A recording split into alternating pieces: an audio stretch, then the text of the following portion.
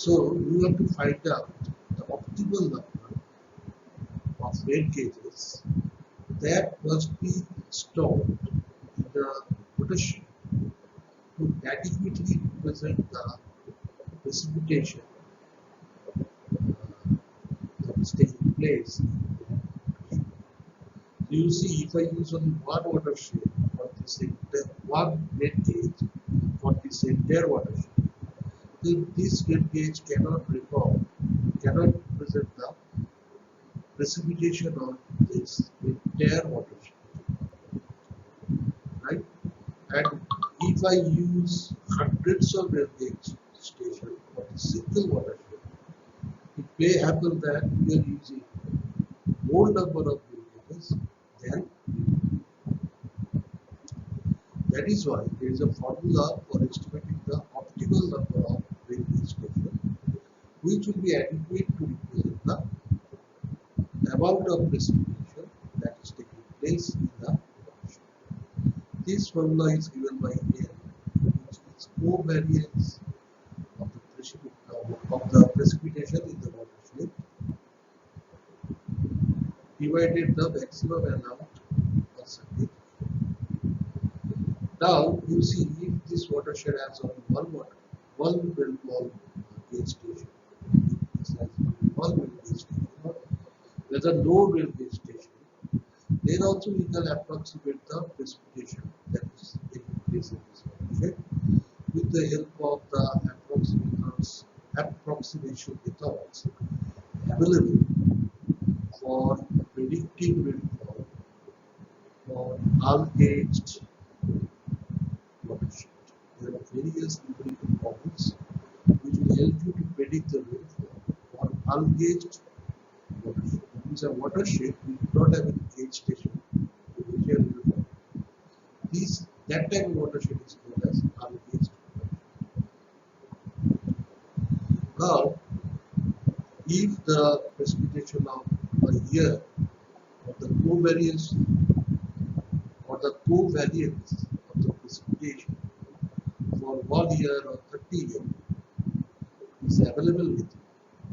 That means for 30 years, if we have estimated the rainfall pattern with the help of the model of predicting a rainfall for the ungauged watershed, then and if you are allowing a certain amount of error in the measured precipitation data, then you can use this model. So suppose covariance of suppose for watershed A, we know the covariance of predicted precipitation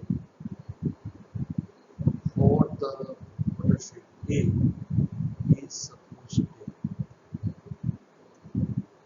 Okay, now you are allowing an error of 5% measured rainfall. Okay. Then to find the number of rain gauges which will be optimal for representing the precipitation of that watershed A, find that number divide it then by 5%. So this will be the by 100. By 100. So here is going to be 1000 right. So there are 200 railway stations required to optimally represent the precipitation of the watershed. Now you can find this, or you can observe that if I reduce this error to 2%, or we allow or 2% error in the measurement of precipitation, then the number of railway stations will increase. You see it by yourself. The numerator is 1000, the denominator is 2, so it is coming up to 5. So For 5% allowed error, 200 millimeters. 2% allowable error, you will 500.